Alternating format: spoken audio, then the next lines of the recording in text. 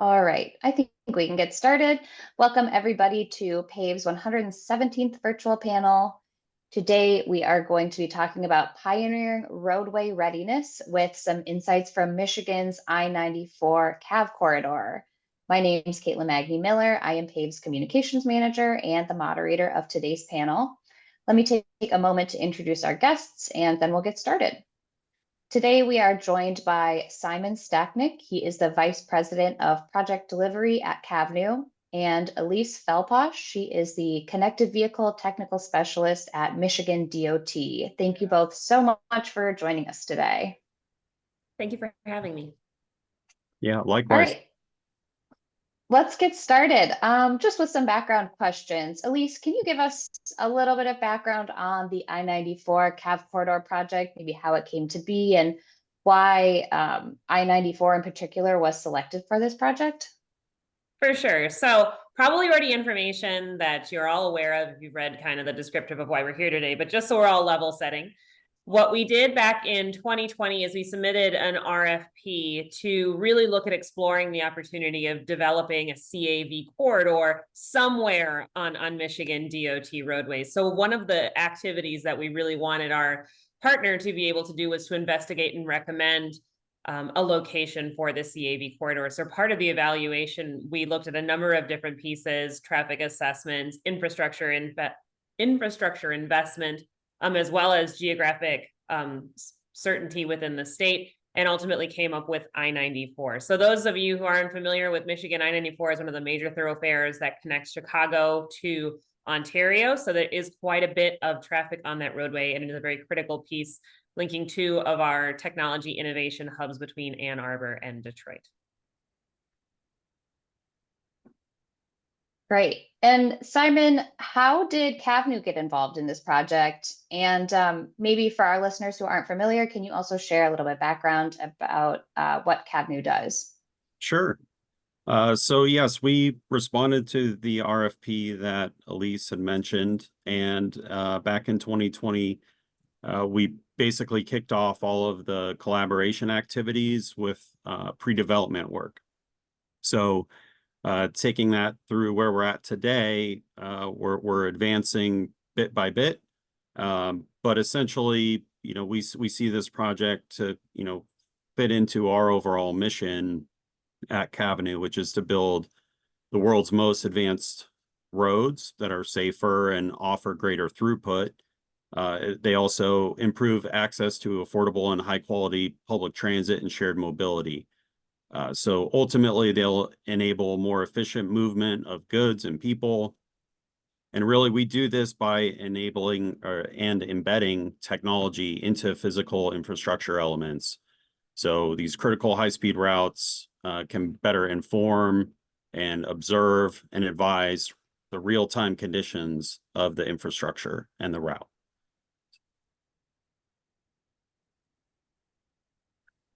Wonderful. Let's move on a little bit to talk about project scope and sort of the goals of the project. Starting with you, Elise, we talk a lot about the technology that goes into AVs, but can you talk a little bit about the technology that's going into these smart roads and what is changing really to the existing infrastructure?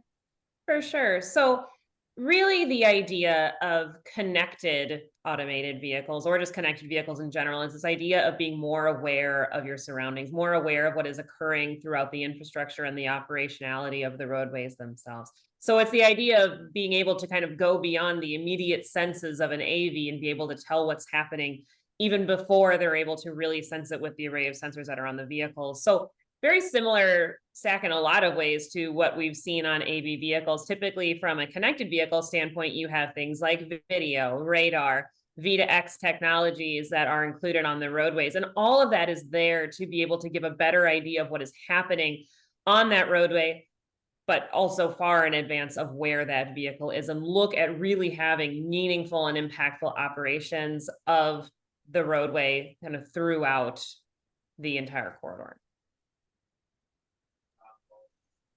Great. And I think this ties into an audience question that we received, which is that connected vehicle technology primarily benefits cars that are connected. what are some of the barriers in getting connected vehicle hardware into everyday vehicles? And when do you think, all of our cars will come standard with connected vehicle technology?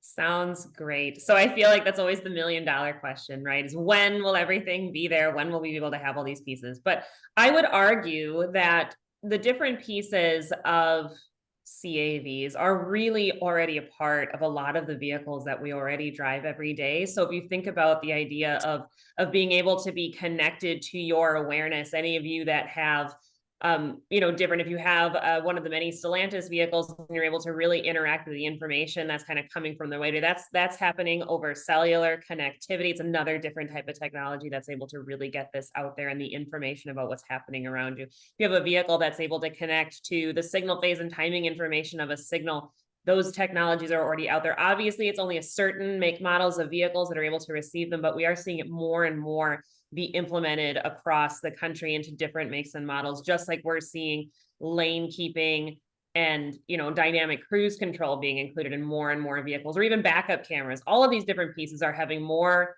they allow you to have more awareness of what is happening on the roadway and in the world around you. And so while I would say that we already are starting to see these on the market, it is something also that I would reflect to the larger audience. The US DOT is going to be coming out. They've actually submitted a draft last October, but they're going to be coming out with their own V2X interoperability plan, which guidelines not only the infrastructure owner operators, but also industry, as well as the suppliers of the technology, from a visionary standpoint as far as when we're going to start seeing more and more of these things being required to really create this partnership to move it forward. And that's a 10-year plan. And that's looking at quite a bit of saturation associated with that. And I don't want to give away too much of what we're going to be kind of talking about with regards to this project specifically and how it's going to be moving forward. But the saturation of the technology is something that we're very aware of, and we're really looking into the larger vision of when we're going to kind of be transitioning to the full sanctioned operationality of that CAV lane exclusive to CAVs. So I won't say too much more about that, as I'm sure it'll be coming in a question later, but there's a lot to be said. I think the next 5 to 10 years looks to be a very exciting time for a connected automated vehicle technology. Definitely an exciting time.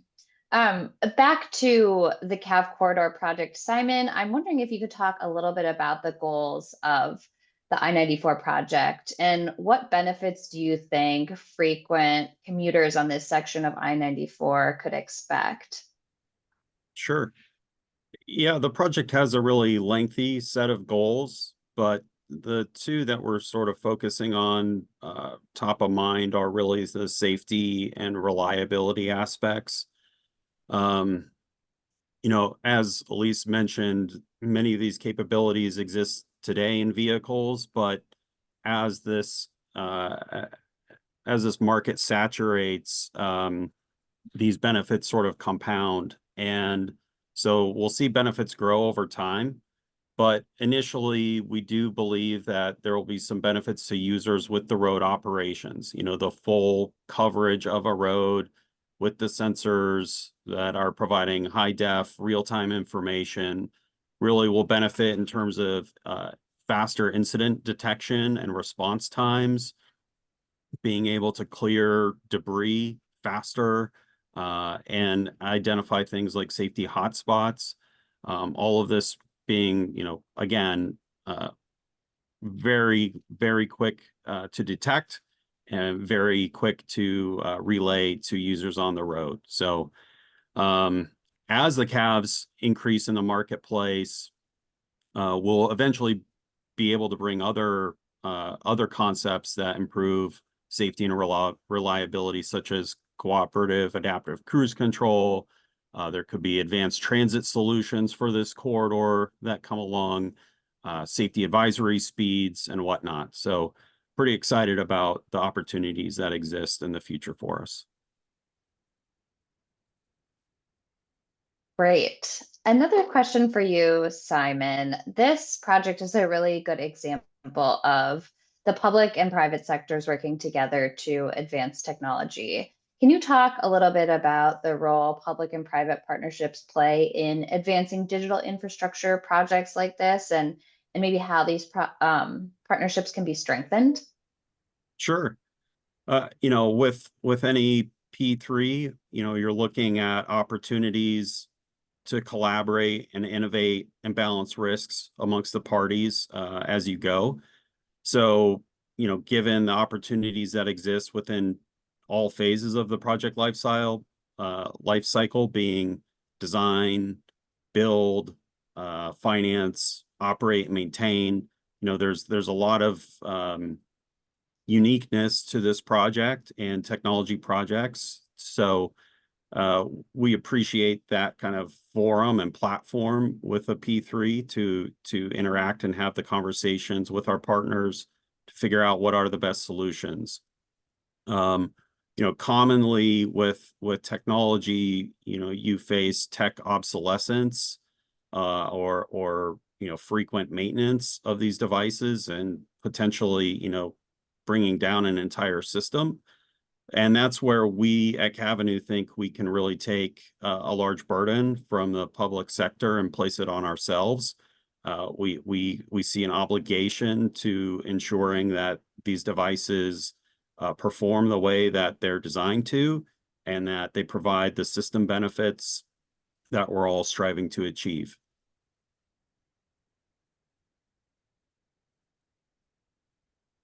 Great. Elise, how do you feel that initiatives like this can serve as sort of a model or inspiration for similar digital infrastructure enhancements, maybe in other areas or other states across the US? For sure. Caitlin, we're really looking at this idea as how can we move this forward in a potentially scalable way? How do we across the nation? I mean, that's the whole point of this interoperability plan, is that we're looking at the ways in which we can scale this technology moving forward. One piece that's, I think, really critical that we didn't talk about yet with regards to this partnership is really the alternative business models associated with P3 type technologies. And if we only rely on traditional deployment and O&M associated with formula funding that comes down through our internal mechanisms within our department, I think we're really going to be limited when it comes to how we scale this technology and how we really look at the ways in which this can be most impactful moving forward. So I think not only, really looking at ways in which we can make some lessons learned from this practice, look at ways in which we can really look to innovate this type of technology, but I think also push the boundaries of where we as an infrastructure operator, as a government, DOT, are able to really look and consider the ways in which we kind of organize our business models. This really helps to push us forward and helps to push us into this idea that there are different ideas, different ways in which you can do things, and really consider at the top of that, this idea that we can't always be competing against the bridge decks that are falling down or the potholes that need to be filled. We need to ensure that this idea, this innovation that really has the opportunity to be able to be very impactful in people's lives and make a huge dent in the number of people that die every year, we really need to make that a reality. And if we're only looking at one way of doing that, we're not going to be as impactful if we're looking at all the different ways to be able to do that. I think you make some really good points. Let's talk a little bit about the public's involvement here. Our mission at PAVE is to educate the public about the future of AVs and automotive technology. Have you done, or are you planning to do, any public education around this topic? Are you okay, Simon, if I take a first stab at this one? Yeah. So with regards to this project and CAVs in general, right, we know that the court of public opinion is the place that this technology is going to live and die in. And I think that really what we've chosen to do with this project, it being a high-tech first of its kind project, we really wanted to do our due diligence. And the perfect example of doing that when it comes to discussing and educating the public is that technology projects typically at a government organization have a categorical exclusion from your environmental assessment categories, which is that typically we don't have to go through a full environmental analysis process. And I know this is my first actually project where I'm really having to delve into the meat of what a full process actually means. And one huge part of that is the impact to the public, the impact to the individuals. It's not just about wetlands and animals. It's really about how does this impact the community? How does it impact the network, the traffic as a whole? So we've chosen to do a full scale NEPA process as a part of this project. And that's not a small thing. That's 2 years in the making. And a big part of that, a humongous part of that, is the ways in which we're engaging the public. So not only have we had a number of different public information sessions throughout the areas where this corridor is kind of envisioned to take place, but we've also held online virtual open houses for those folks that wouldn't want to come to in person. We've created educational videos associated with what this technology means, how this is going to potentially impact their futures, and really tried to make things attainable. We do still continue to have a lot of public outreach via different media sources, whether it's Twitter or Facebook or Instagram or the newspapers or your traditional media methods. There's a lot, and we are constantly looking at ways in which we can think creatively to educate the public, because it's not about finding one really good way and sticking with it, because not everybody is going to react and absorb the information from that single source. It's about creating kind of a network of educational opportunities and really figuring out the ways in which we can reach out to the public, even the ones that maybe not necessarily want to, and you kind of drag them kicking and screaming forward and say, okay, we want you to absorb this. We want you to be able to do that. And this is something that is really critical, I think, not only for this project, but really for the success of this technology as a whole, as a very strong public relationships program. I think that's a great point. What you said about finding different creative ways to engage with the public. We at PAVE have found the same thing, that there's no one way to do things that is going to resonate with everybody. So you really have to sort of diversify those efforts. Simon, back to you. I'm wondering, can you talk a little bit about do you have a sense of public opinion on the project so far? Have you gotten any feedback, and has the public been involved in shaping the scope of the project? Sure. Yeah, we've had actually some really good feedback to date. I would say most of it is positive and encouraging, and there's a lot of curious excitement about the project. We have had some questions, comments, concerns about the department's use of funding for the project. Is this the right area to be focusing in, which unfortunately is a bit misguided, given that Cavnue is funding the project. But nonetheless, the public feedback has been really helpful. They've really heightened some of the desires around advanced transit opportunities that may come to be here. This could really facilitate movement of people who are currently constrained really from getting around town in the future. You're seeing enough of the person's experience in vehicles now to kind of understand how these ADS systems are working, and they're excited about how they could be potentially be enhanced, and then the overall benefits to the corridor that could come along with them. So I think we're encouraged by the feedback to date, and it's been a lengthy process, as Elise has alluded to prior, but I think we're coming close to the end here, and encouraged by the process to date. And I would also add, one of the things that we haven't mentioned so far is that Cavnue actually opted to do a proof of concept 3-mile pilot for the project that's being done prior to any of this larger implementation being held forward. And that 3-mile single directional stretch has been so beneficial in being able to actually show the public what it is we're talking about. They may not have a vehicle that can, gather the information, but now they have a little bit better of an understanding of what we're talking about when we're talking about how, the technology is going to be out on the roadway. What does this surface treatment look like? How are we separating it from the different things? So it's allowed there to be like a living, breathing example of what this is and what it could be in that larger kind of 40-mile vision for the project. That's fantastic. Looking ahead a little bit, Simon, can you talk about sort of the current challenges or barriers maybe faced in scaling up and expanding the development of this project or smart roads in broader transportation networks? Yeah, really, I think it comes down to being the first to do it.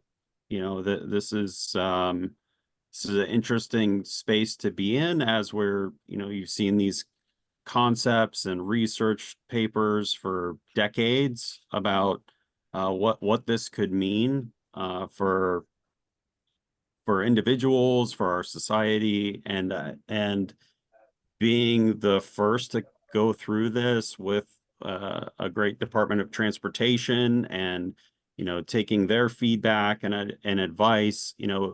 It is new, and so there are some new ideas. There's some, like, some of the engineering process is slightly different from what a traditional project development process would be for a DOT. There's a lot of nuance and creativity and innovation going into all of this. So it's difficult. It's not an easy thing to progress. It's not a simple do this, then move to the next, then move to the next. It's very back and forth on various topics. Well, then this issue impacts that issue, and nonetheless, it's been really exciting, but it does take some time. And so being able to have a partner like MDOT has been really critical for the success to date. Definitely. We got an audience question that sort of ties into this topic of looking ahead. Either of you are welcome to answer. Can you talk about the repairability and overall sustainability of connected infrastructure over time? Sure. Maybe I'll take it first. Really, this is like the crux of our long-term partnership model on this project. We've seen some of the troubles and potential failures of tech deployments in the past. We believe that this performance-based agreement puts that onus of responsibility on Cavnue to make sure the system is functioning as designed. So we are up to that task. As you think about how we do that, it is a integrated solution of hardware and software, and then our own operations staff. So we're making sure we have full coverage of that asset. And then, we're constantly looking at ways to improve those assets and make sure that, they're replaceable.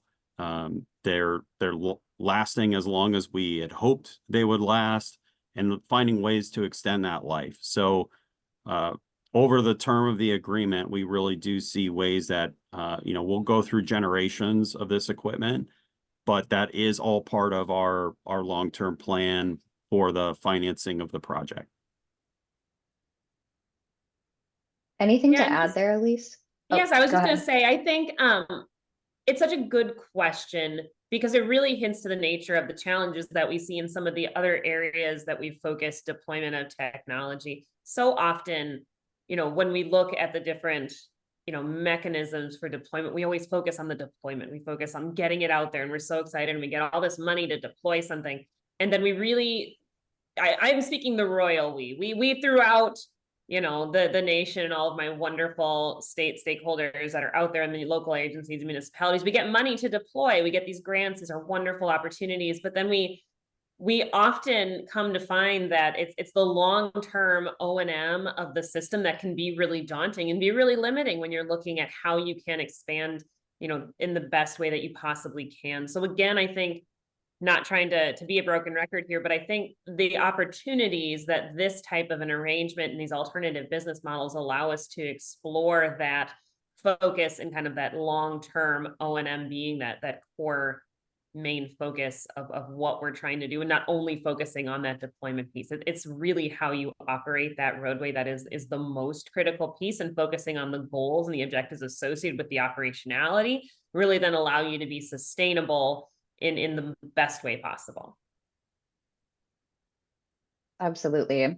You have both answered pieces of this, but before we sign off, Elise, I'm wondering if you can talk at a high level, how do you envision the future outlook for CAV technology and its integration into infrastructure on a larger scale? And where would you say you see this project in 5 or 10 years? So I'm going to take two pieces to that question and talk specifically about this CAV corridor project last. So I really truly believe in this connected and automated vehicle technology. I really will stand behind it. I know that there are going to be challenges. Different technologies come and go, different solutions come and go, but the idea that technology and innovation can truly help to save lives of the people that are on the roadways, make better driving experience, vastly improve the operationality of the roadway is something that I truly believe with my heart and soul is the future of transportation globally. And whether or not it is here in 5 years or 10 years or 20 years, I know that it is going to be a critical part of where we are going to be in the future of transportation. And I would hope that in the 5 to 10 year period, specifically with this project, that we would be at a point of where saturation allows us to really fully utilize all of the different opportunities that exist with that connected and automated vehicle lane on I-94 within that 5 to 10 year period. Anything to add, Simon? No, I mean, really, I think Elise hit it well. The improvements that we see now, I think will only get better. I think as this rolls out across, the market, those who use the lane, those who get these benefits from the data, the enhanced performance of the vehicles, I think will be transformational. And we're so excited for all of this, and it's a long time coming. Definitely.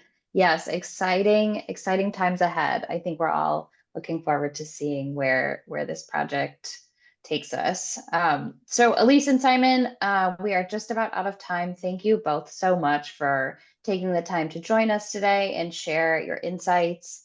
We will be posting the full video recording of this panel on our YouTube channel and website later today. Follow us on social media at PAVE Campaign to see that as soon as it's released. Or you can visit our website at pavecampaign.org.